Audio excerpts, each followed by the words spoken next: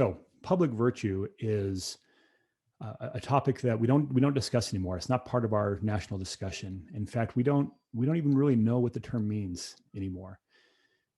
If we look back to private virtue and say, oh, well, private virtue is doing the right thing when no one's looking. Maybe public virtue is doing the right thing when people are looking. We've missed it altogether. Public virtue has a very specific meaning for elected officials. It means holding the representative vote absolutely sacred. I'm just going to share you a story to kind of help you get the feeling for this from our founding. So if we look back to the Declaration of Independence, the timing of the Declaration was absolutely amazing. While the delegates are kind of working over the words of the Declaration of Independence, we have warships on their way from England to come and suppress the rebellion in North America. Already in charge of ground troops is William Howe. So he's the general in charge of all land operations for the British Army in North America. Well, his brother, Richard Howe, has just been tapped by Parliament to go and lead the naval attack to suppress the rebellion. And he will arrive in New York just 2 weeks after the signing of the Declaration of Independence. He comes with the authority and the ability to negotiate the terms of peace. If he had arrived just 2 weeks earlier and word had gotten to Congress that someone has come with the ability to negotiate, it is entirely possible that we would not have ever had a Declaration of Independence. Instead, he arrives just as word of the Declaration is really published broadly throughout the colonies. And they realize that the Declaration of Independence, when I say they, I mean the Howe brothers, William and Richard Howe, they realize that the Declaration has changed the political landscape of North America. Now, the Howe brothers, they believe that it is beyond the capacity of the British Army to subdue a continent. They don't think that, if we think about it, what does it take to replace an American soldier? There's another replacement soldier right over the next hill. What does it take to replace a British soldier? It's a 3,000-mile long supply chain to be able to get reinforcements. And they think there's no way that we can suppress an entire continent. So the Howe brothers believe that the only way out of this mess is going to be a negotiated settlement. So come and put pressure on them, make peace feel easier than war. But if it comes right down to it, they really don't think that they can prevail in a hand-to-hand, guerrilla warfare throughout the Americas. They just don't think they can do it. And so they come up with a plan to undo the Declaration of Independence because they believe as long as the Declaration stands, there's not going to be a negotiated settlement. And so their plan is to capture as many of the signers of the Declaration of Independence as possible and to get them to recant their signatures, to undo their name off the Declaration of Independence. And their hope is that they can get enough of them to undo it. They can kind of build the feeling in the country that, well, we've made the Declaration, but now we've unmade the Declaration. We often hear that the British were actively seeking the signers, and we kind of assume it's to try them as traitors, to try them for treason, which they were. They were classified as traitors. By the way, what's the penalty? This may be a little too gruesome for the broadcast, but what's the penalty for treason in England in the 18th century? It's not just death. Oh, no. We are going to hang you until you're almost dead. And then we're going to wake you up. We're not done with you yet. And then we're going to draw you, right? We'll cut a hole in your side and we'll take out all of your intestines and we'll burn them while you're still alive so you can have some sense for the flames of hell that you're about to endure. And then, mercifully, we will kill you by cutting you in 4 pieces, quartering you. That's a term, drawn and quartered. And we'll send the 4 parts of your body to the distant parts of the realm for 2 reasons. One, to serve as a warning to anyone else who might be entertaining a seditious thought. And 2, and this is the real reason, is to interrupt the resurrection. So we figure if your body's so far apart, you're not going to be able to be resurrected. And so it's going to be kind of an eternal punishment. So, this is kind of what awaits the signers as traitors. But the British aren't seeking them to try them for treason. They're seeking them for only one reason, and that is to pardon them. So the British want to pardon them in exchange for a letter of recantation, a signature saying, I'm taking my name off the Declaration of Independence. Well, it turns out that, so by this time, Great Britain controls New York. So when Parliament that's meeting in Philadelphia, or not Parliament, when Congress that's meeting in Philadelphia goes into recess, the folks from New York don't go home. But the delegates from New Jersey feel like they're safe in New Jersey. And there are four members of the delegation from New Jersey to the Second Continental Congress. And three of them kind of have a central role in this part of the story. One guy is John Hart. Another guy is Richard Stockton. He's the one that Stockton, California is named for, so you may have heard of him. And the other one is Abraham Clark, you probably haven't heard of. Anyway, so we go into recess and they go home. Well, here's John Hart. He's at his farm in New Jersey, and his neighbors come riding up to his house. John, the British are coming, and they're coming for you. John has a wife who is chronically ill, and she happens to be bedridden at the time. And he just says, I just can't leave my wife. The neighbors prevail on, we will look after your wife, but you have to get out. And in a scene that seems like it must have been written by Hollywood, we've got, we've got the British coming in the front door while John runs out the back door and becomes a fugitive. He is totally unprepared to be a fugitive. In November of 1776, he will sleep in the open. He will sleep in caves. He will lose his health, and he will never regain it. He will die as a result of his time as a fugitive. So the British don't catch him, but he's going to give his life for his signature.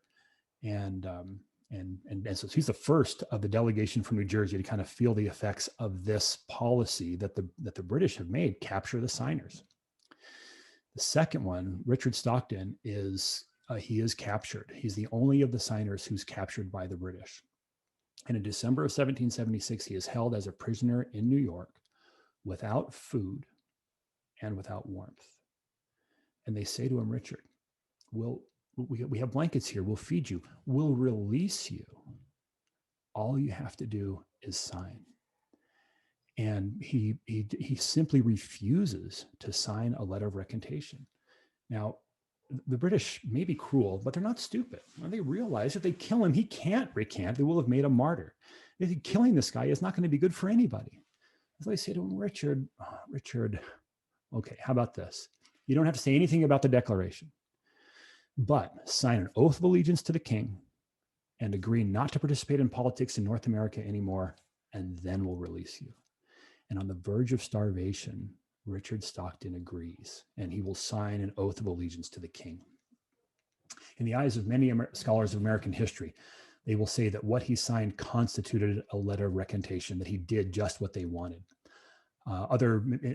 Roughly kind of half and half. There's another group of American scholars that say, no, what he agreed to was something less. We at least know that in the eyes of the British, it was something less, because we have a letter from Richard Howe back to Lord Germain, who's running the war in England, saying we're still going after the signers. We don't have any of them yet. We haven't caught any of them yet. So Richard Stockton will give up on politics. He will feel very much disgraced because of his act to sign an oath of allegiance to the king.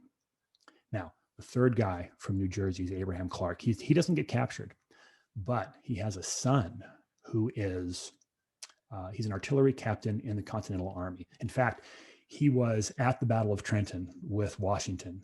So, kind of the great turning point in the American Revolution. Shortly after that, he gets reassigned. He's not with the main body, and he will be captured. Once the British realize that they have the son of a signer in their, as a prisoner of war, they give him special treatment. And the treatment comes in the form of regular beatings. Now, they're actually holding him on the prison ship Jersey. So when Great Britain goes to make war, they've got ships for everything, some for fighting and some for other things. They got ships that are just meant for holding prisoners. And the prison ship Jersey is just notorious as a prison ship. The conditions are horrific on it. It works out pretty well for the British because your life expectancy on a British prison ship is not very long. Disease is just rampant, and once you die, once the guards get around to taking your body up to the top, well, they'll just take you up and they will throw you overboard, and there's room for another prisoner. It's really quite an efficient system. In fact, it's amazing to think, but the total number of American soldiers who died during battle in the American Revolution is about 5,000 across the whole war. About another 7,000 will die as a result of wounds received in battle, but later, sometimes years later. 8,000 American soldiers die at the hands of the British on the British prison ships. In fact, it's said that the shores around New York Harbor for years after the American Revolution were white with the bones of the prisoners who'd been buried at sea. So here's now Thomas Clark, son of a signer, who's being held on the Jersey, and they give him regular beatings, and they communicate these beatings to Abraham Clark, not through a military channel or through a political channel, but through personal correspondence. They send a letter to Abraham Clark. We beat your son today. He didn't take it very well. We're going to beat him again next Tuesday. You can stop it. All you have to do is sign. Now, this is the tenor of the letter. Now, Clark really has three options. It may not be clear what those three options are, but his first option is he can just ignore the correspondence. The second is he can give in. He could give them what they're asking for, a letter of recantation. But the third one arises because of his political appointment to the Second Continental Congress. He could use his political influence to make a military response to his son's treatment at the hands of the British. And so these are three that he has to choose from. Now, the American Revolution is unique among wars in human history because it is the first war where tactical decisions are made by a political authority. In every war before this, if there's a political authority involved, they make strategic decisions and they leave the tactics to the generals. But Congress decides who to attack, when to attack, where to attack. And so he could use his influence to make a military response to his son's treatment. Of those three options, he chooses the first one. He makes no response. And it's really kind of tough for us to see that today, to say, wow, here's a man whose son is being beaten, and to essentially ignore that situation. That's exactly what he does. Well, the British realize that that starving Thomas Clark isn't going to do it. I'm sorry, that beating Thomas Clark isn't going to do it. And so they decide to starve him. They will put him in solitary confinement, and they will withhold food, and they will again communicate his condition to his father. Now, it's not fully true to say that he doesn't get any food during this time, but it is limited to moldy bread that his fellow prisoners are able to force through the keyhole of his cell. That's the only sustenance that he gets during this period. And again, they communicate this condition to Abraham. And they say, we've stopped feeding your son. We'll feed him again as soon as you sign. Now, some of the founders, of the signers of the Declaration of Independence were great journal keepers. John Adams, he kept a journal faithfully. We know that the innermost struggles that he had as he kind of addresses those and writes as he's thinking about, decisions he's going to make. Thomas Jefferson wrote while he's in Philadelphia. He kept his journal every day. From Jefferson, we know exactly the temperature and humidity in the city of Philadelphia. We don't get a whole lot of the inner thoughts of Jefferson, but he kept a journal. We don't have any journals from Abraham Clark, so he wasn't a journal keeper.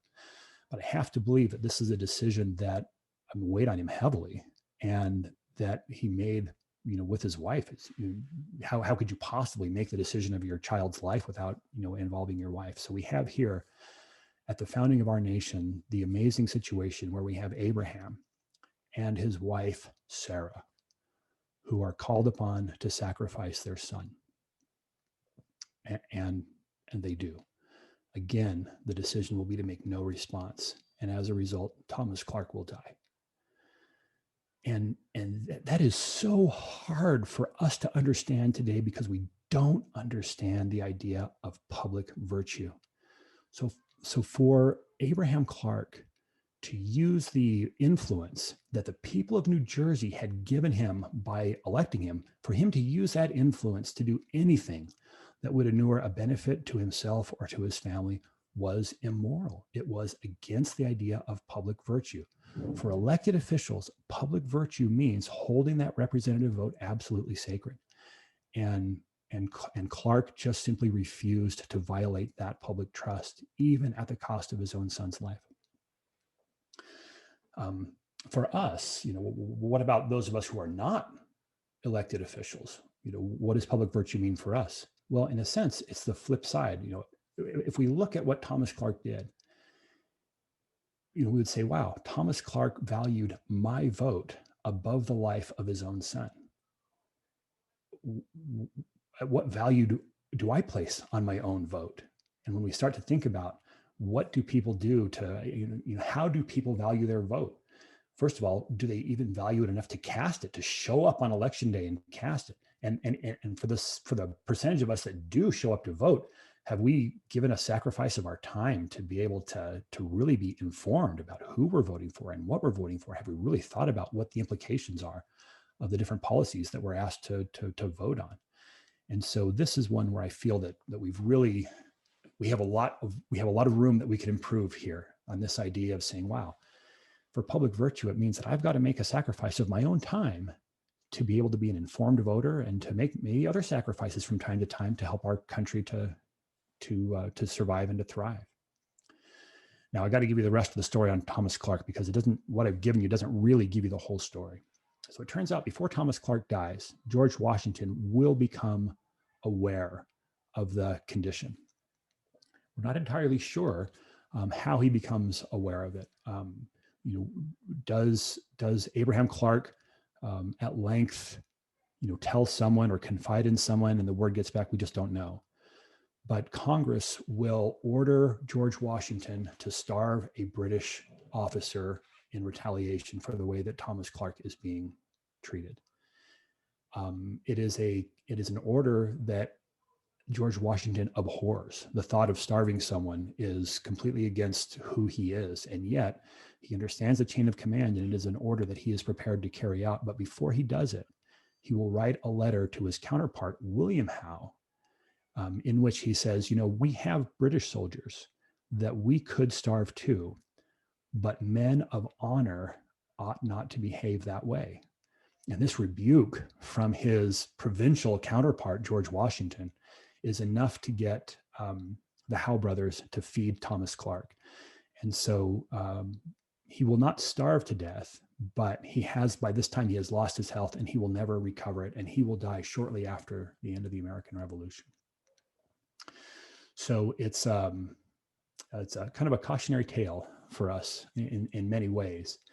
But I think the big one is for us to think about, what is really our responsibility, and to think about what was kind of normal and expected for Abraham Clark to essentially put this idea of public virtue, of the responsibility that an individual has to his country, even above that of his own son's life.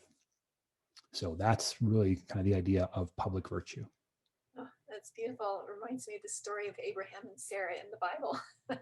Yeah. How Abraham was asked to sacrifice his son, and he understood where his loyalties lied. They lied with God, and here in this story, they understood that their loyalties lay with their country.